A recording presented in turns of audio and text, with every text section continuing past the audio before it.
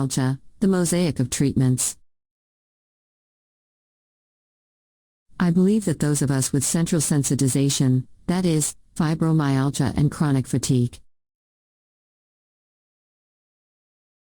or to call it by another name, post-traumatic stress disorder, all suffer from chronic anxiety/fear.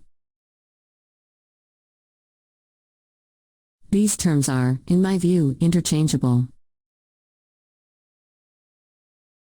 They can keep us imprisoned without recourse and in a state of hopelessness. In fact, the U.S. Department of Health and Human Services has developed a new name that can even be part of our repertoire, that is, systemic exertion intolerance disorder. In short, more diagnostic criteria are available for health professionals who are interested in tagging us.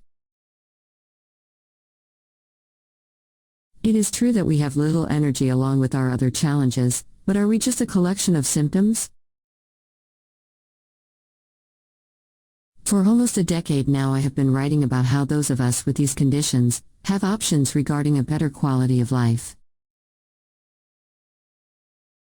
Yet, in spite of my preaching, I find myself, like others, often recounting yet another symptom of central sensitization, almost ignoring the gestalt.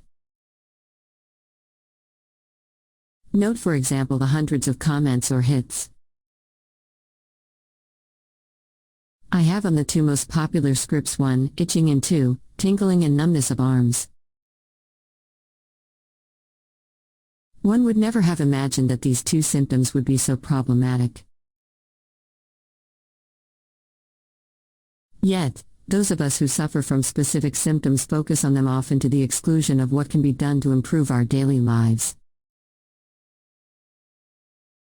The intent here is to gather together how we can begin to take control of our lives instead of medicalizing our very existence.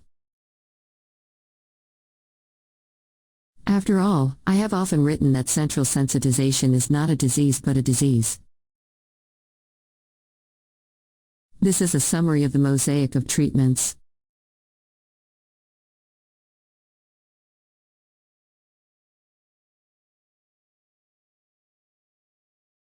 One, talk therapy. We have become highly sensitive persons either because we were born with that characteristic or developed it early in life. We have had a past trauma that has resulted in repressed emotions that need to be attended to by a professional therapist. 2. Mild to moderate exercise, in particular walking. 3. Mindful meditation. 4. Bodywork involving touches, such as massage, reflexology, chiropractic, Jin-Shin, physiotherapy, or osteopathy.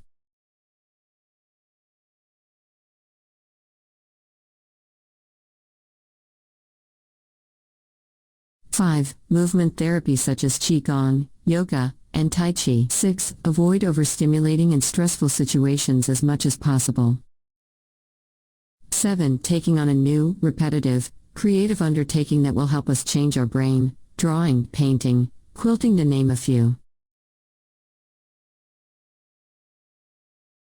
8. Avoid caffeine and other foods that are too stimulating. 9. Do not overmedicate. If possible, medical marijuana through oils or other edibles is a good alternative, especially in regard to sleep. It must be our intent to change our brain.